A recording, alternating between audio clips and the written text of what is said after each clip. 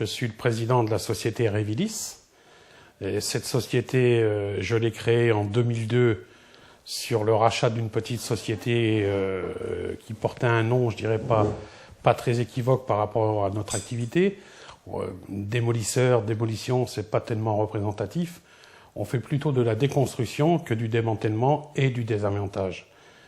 Et en 2002, en rachetant cette société, ils étaient 7 salariés, ils faisaient 300 000 € de chiffre d'affaires. En 2013, nous sommes 63 et faisons 8 400 000 € de chiffre d'affaires. Quand on démarre une nouvelle société, vous savez que c'est pas très facile au départ parce qu'on est, je dirais, on n'est pas très riche. On avait plein de bonne volonté, plein d'espoir, mais on a très peu d'argent. Toutes les semaines, en faisant un prévisionnel de chiffre d'affaires, de rentrée de facturation, je me présentais bien sûr chez mon banquier, Banque Populaire du Nord, pour dire ben voilà, on évolue dans tel sens, on fait tel chiffre d'affaires, pouvez-vous nous aider pour sortir les salaires, les fournisseurs ou autres. Partant de là, on a fait un partenariat, je dirais, confiance, c'est-à-dire on s'est développé ensemble.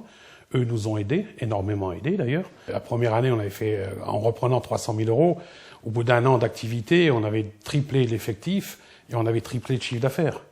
Automatiquement, je dirais, si au niveau trésorerie, si vous n'êtes pas, comme on dit, très répondant, il faut que quelqu'un vous fasse confiance et vous suive. Alors c'est de là qu'on a fait une très belle association, Banque Populaire du Nord et la société Revilis.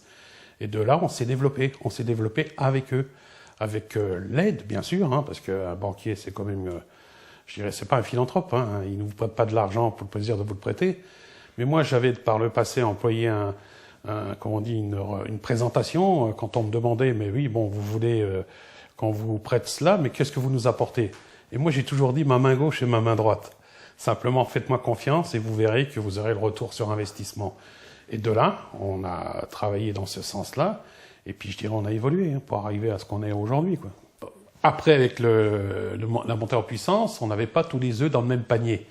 Et le phénomène est vrai, c'est que j'avais une deuxième banque, je ne vais pas la nommer, mais disons qu'il n'y a pas eu le relationnel qu'on a pu avoir avec la Banque Populaire du Nord. C'est qu'eux réagissaient vraiment en banquier. Les frais, les cartes bancaires, ça coûtait tant.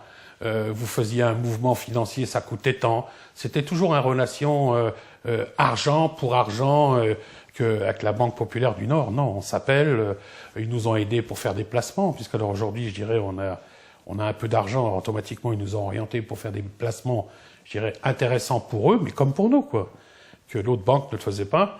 Et comme j'ai quand même quelqu'un qui a un tempérament assez vif, à partir du moment où le courant ne passe pas, je coupe le cordon ombilical. Le banquier, j'ai toujours appelé ça chez nous dans une entreprise, le 13e homme. C'est-à-dire que vous êtes à 12 sur le terrain, mais il en faut un qui soit derrière et qui vous suive en partenariat, quoi. Et moi, j'ai toujours appelé le banquier le 13e homme.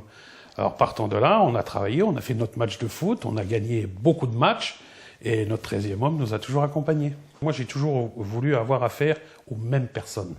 C'est-à-dire que désigner un chargé, disons, commercial, mais avoir toujours le même. Pas dire un jour, non, c'est un tel, 8 jours après, c'est un tel. Ça a permis à ces personnes-là de nous connaître, de savoir comment nous, on fonctionne, et nous, comment eux fonctionnent. Et partant de là, ça a simplifié énormément de choses, quoi, et on finit par se comprendre. C'est la confiance, d'une part, parce qu'il ne faut pas annoncer, comme on dit, des chiffres qui sont erronés, parce qu'un jour ou l'autre, les bilans parlent d'eux-mêmes, il n'y a pas de mystère là-dedans. Et à partir du moment où vous jouez la transparence et vous jouez l'honnêteté, il n'y a pas de raison qu'avec le banquier, ça se passe mal.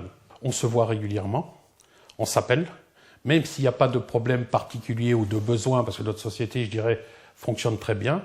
On a une très belle trésorerie, on n'a quasiment pas du tout d'endettement au niveau de notre société. Mais par contre, quand on s'appelle pour dire est-ce que ça va, est-ce que vous avez besoin de quelque chose, on fait des prévisionnels en début d'année d'investissement sur l'année.